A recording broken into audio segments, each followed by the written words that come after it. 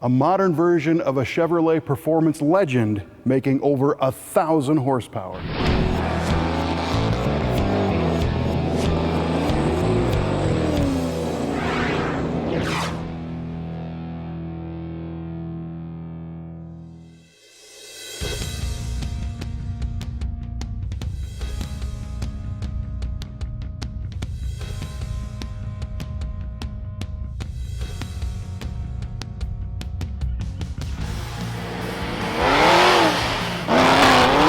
While we normally show significant cars from the 1960s and 1970s on Muscle Car of the Week, there are some outstanding examples of late model performance machines in the Brothers collection as well.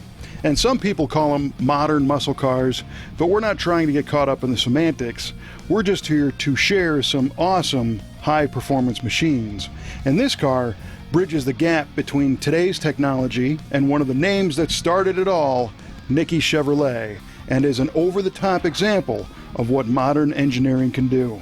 This one makes 4-digit power, but doesn't require a racetrack to use it. Sure, it was possible to make 1,000 horsepower back in the 60s, but that's not power that you could have driven on the street. This car's been to nearly 190 miles an hour, and it still has daily driver street manners.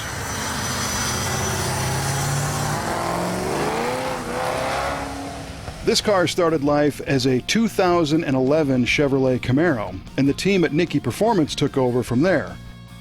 Every system has been significantly modified for higher performance and power, and the result is number K037, a Nickey Performance Stage 3 S supercharged Camaro.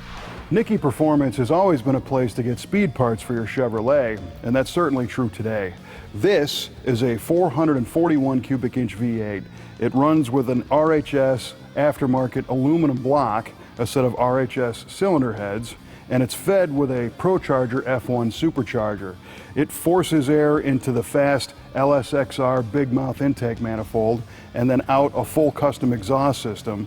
This setup here made over 1,200 horsepower with C16 race fuel, and in this trim it still makes over 1,000 horsepower on 93 octane pump gas. Pretty wild.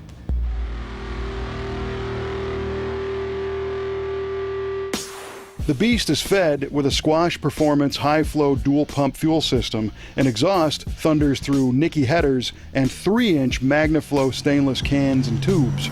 It gets louder when the exhaust diverters are open. You can't make boatloads of power and expect to be able to use it without beefing up the rest of the works, and the Nickey team went to town on this one. The RPM Transmission's built 6-speed manual gearbox hangs on with a dual-disc clutch and stays together with the help of cryogenically treated input shafts, output shafts, and gears. A custom independent 9-inch rear axle housing uses 31 spline axle shafts and a 391 gear and a custom drive shaft. The stock front suspension was ditched in favor of a custom lightweight chrome moly subframe. 2-inch lowered BMR suspension parts were installed for strength and stability, and Petter's supercar shocks keep all the motion in control.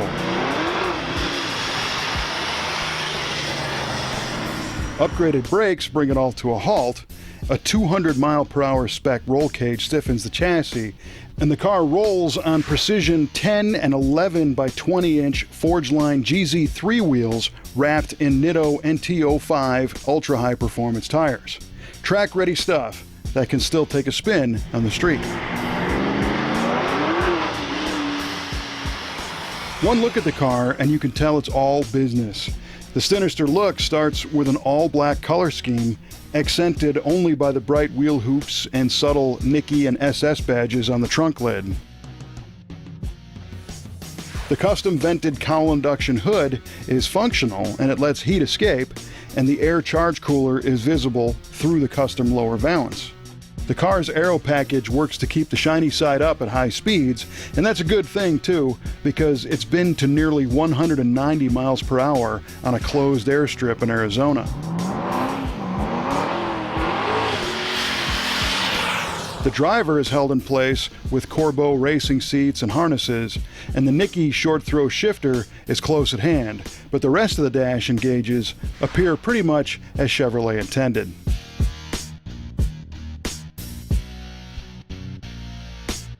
Nickey Chevrolet was one of the very first Chevy dealers that modified and sold the kind of performance cars enthusiasts wanted, but Chevrolet was afraid to build themselves. They've been in the performance parts business since the 1960s, and Nickey Performance still delivers the goods today.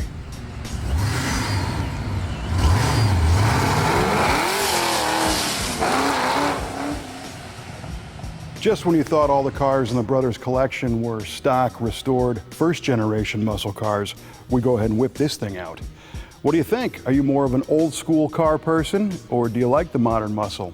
Share your thoughts on our YouTube channel or Facebook page, and while you're there, go ahead and subscribe, because we might have more tricks up our sleeve from the brothers' collection on Muscle Car of the Week.